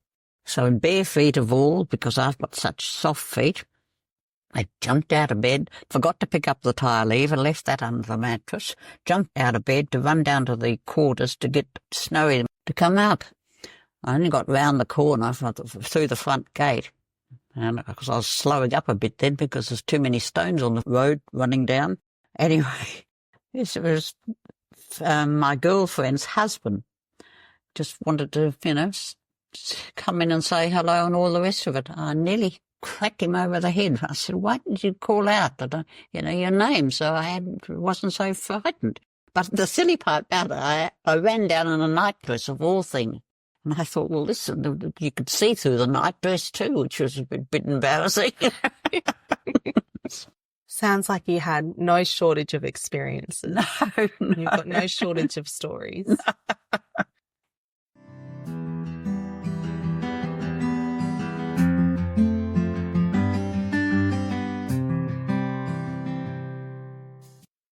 When did things start to get easier for you? When do you think you were able to start making a dent in that debt and having a bit of breathing room? Oh, once, the children sort of left school and things, the pressure sort of got off that, and then, of course, there was no money going that way. Well, David was still there, but the other two had left, and John came home. John went Jackaroo for 3 years. Then he came home. So it was, it was much easier from then onwards, yes. So David was 3 when his father passed away. And if we're saying he was the last one to finish school, that's still a good 14, 15 years away. So it was quite a while before you were able to kind of slow down. And there was a book written in the 80s, and you were interviewed for it. And there's a quote in there. This is the mid-80s, so 14 years after the accident. And I've got a quote here, and you'd said that you'd just like to hand over and get back to being a mum, a housewife, and a woman. Can you tell me about that? I think it's self-explanatory, isn't it? That's all I want to do, just, to get the pressure off me and just to enjoy being a mum and a housewife and a female. And you did manage to, in 1990, so just a few years after giving that interview, you were able to hand the station over to John, the eldest son. Yeah. You know, that was marvellous because I was there with him and, you know, I became mum again at the house and was able to make cakes and biscuits and meals and puddings and what have you. And he did the bulk of it and I didn't have to do the bulk of it. One thing that's, I think, particularly important to mention that is by the time you handed the station over to your son, you'd cleared the debt. Yes. I'd done that for years. Was that all the debt? That was the probate and just and the mortgage, everything. What about, you know, that 5 years that the stock firm gave you? What happened when you hit the 5-year mark? Well, I mean, they could see progress. Okay. So they said very little actually, very little indeed. They never even said well done or anything else. And I don't suppose stock firms, I don't suppose they do to give you any kudos, do they? But, you know, I was able to feel a bit proud that I had done it and done it the hard way. I hadn't, you know, asked for anything new. I think I bought one vehicle, that was all, and 2 motorbikes, I think that's about all I bought. So after that 5 years, the stock firm had seen enough progress in your ability to service that debt that they kind of said, well, don't worry about the 5-year term now. It can go back to a normal. They never said anything. No. But did it just kind of become go back to the way it was before the probate? Like you just had a regular. Yes, I just kept to a strict budget too. You know, I still thought, well, that's the only way I'm going to manage to start with. And I kept to that, and they never said anything, and it was virtually never discussed again. I never got a thank you for, you know, for sticking it out and doing it or anything like that. But how did it feel when you were able to hand over to John, knowing that he was going to have such a different experience to you because he didn't have that debt, that pressure weighing on him when he took over running the station? Probably a big relief for me because I didn't want any of the children to have any pressure. So I was very grateful that I was able to get the debt paid off before John stepped in. So it could be, you know, we're still, as I say, we're still very cautious about what we did and how much we did, just in case of it. Once bitten, I wasn't going to go back into the same hole again. So, but yes, we've sort of handled it well. Yeah. At that same point in time, you then moved off the station after being there for just over 30 years, and you'd spent more than half your life there. And it wasn't just that you'd lived there for more than half your life. You know, you didn't really, as you've said, you didn't get the chance to leave during the kids' school years to see their things. You were there. You know, you weren't going to the races or this or that. You were there. That was your home.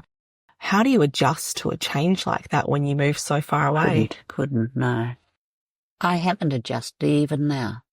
I'm a Northwest person. I'm born and bred to the bush. I love the bush.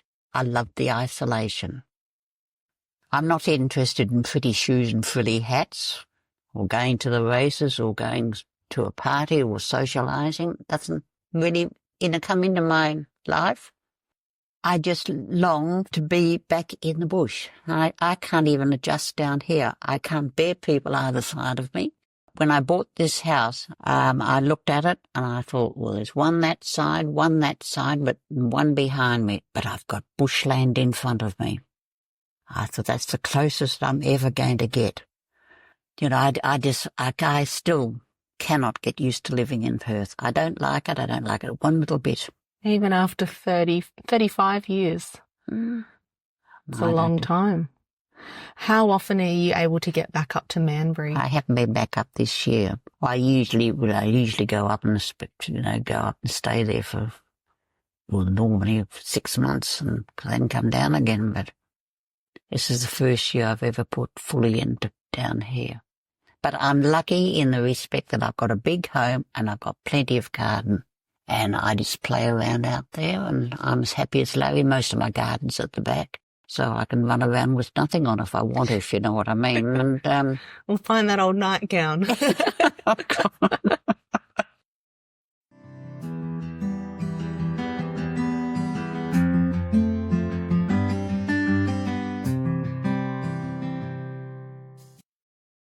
Tell me about the boys. John, he did a decorating course, then went to Manbury. And then when David came back, he did an apprenticeship, heavy-duty diesel mechanic. And then he came back. John bought his own business in Gilton, Shine Aviation, and sort of got that going. But he's done exceptionally well. He's always been flying. He was flying at Manbury, had his own plane. He's done well, and he and I are virtually two peas in a pod. Strong, determined, will make a go of it. And he, as I say, he has done exceptionally well. David, when he finished his apprenticeship, went off for a while. David took over Manbury, and David's fallen on his feet there because he's, found his niche and he's brilliant because he's very clever with his hands, David. He's having got a heavy-duty mechanic course done. It fixes everything. Nothing has to go to town.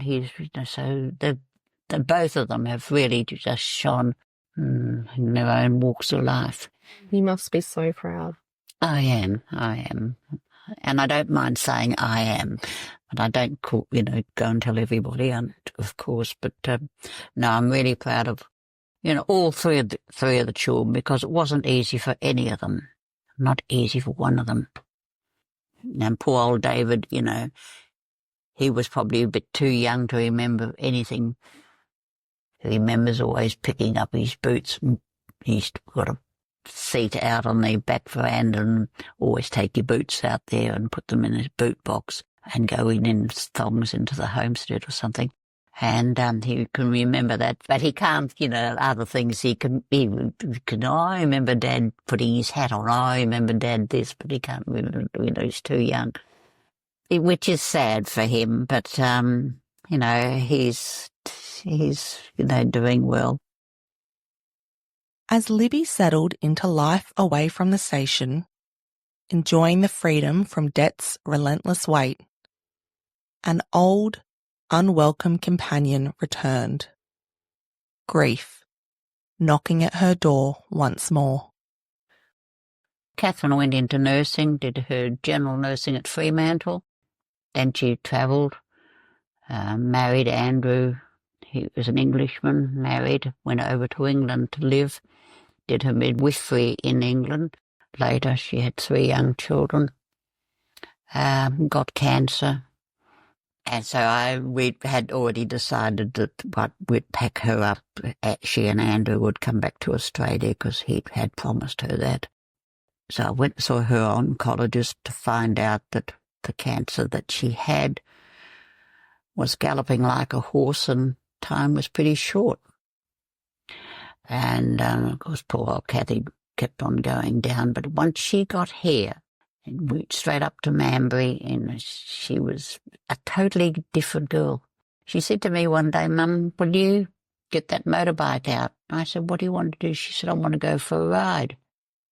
I thought, well, she's got cancer. It's not going to go away. I'd already found that out, and time was limited. So I said to John what was going to happen that afternoon. "Do you think you better go with her?" I said, "I think she can go on her own because, So we got the motorbike out and away she went. She did about a few mills around the homestead, close ones to the homestead. Had a lovely time. Came back a completely different girl to what she was when she started off. Happy and Larry, and I think that was worse because I knew what things were pretty limited. But then she came back as Kathy, was to us. And anyway, that was great. But of course it got her in the end, which was pretty devastating.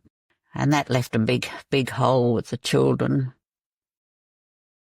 She always wanted a part of her ashes to be at Manbury. She wanted all of them, actually, but I just felt, as years will go on, we don't know what's going to happen to Manbury. We never know what's around the corners. So we took half the ashes to Manbury and half the ashes to Karrakatta. So there's a memorial down at Karrakatta that, like myself, I can go now because I'm living here. But, again, we had up there, and she always wanted to be them to be laid at Woodabundy, a mill not far from the homestead on Sandhill there. So he picked a very nice spot, actually, overlooking this creek and down to the mill, and the mill, you could hear it squeaking, and I won't have the squeak taken out of it because that was part of the deal. So half the ashes are up there and the other half down here. It was harder. You had lost George, then I'd lost Kathy, the only girl in the family, which now at my age I'm even finding harder because I've got no daughter. But still, that's the card you're dealt, and that's what happened.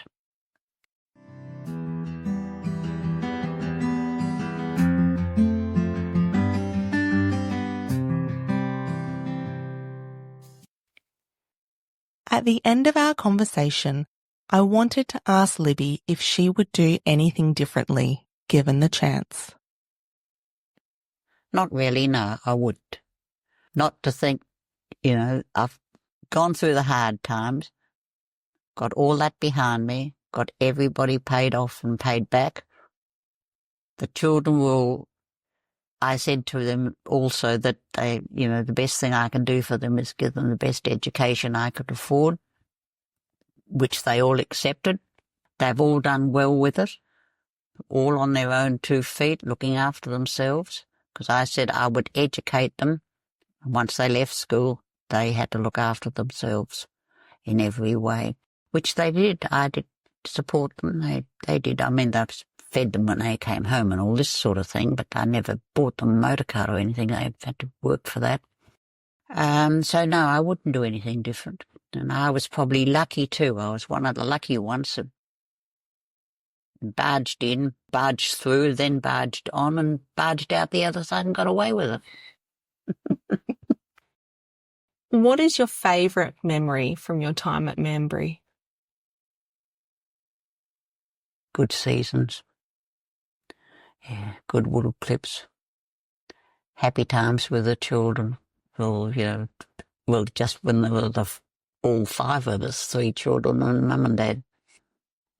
No, they were good times then, yes.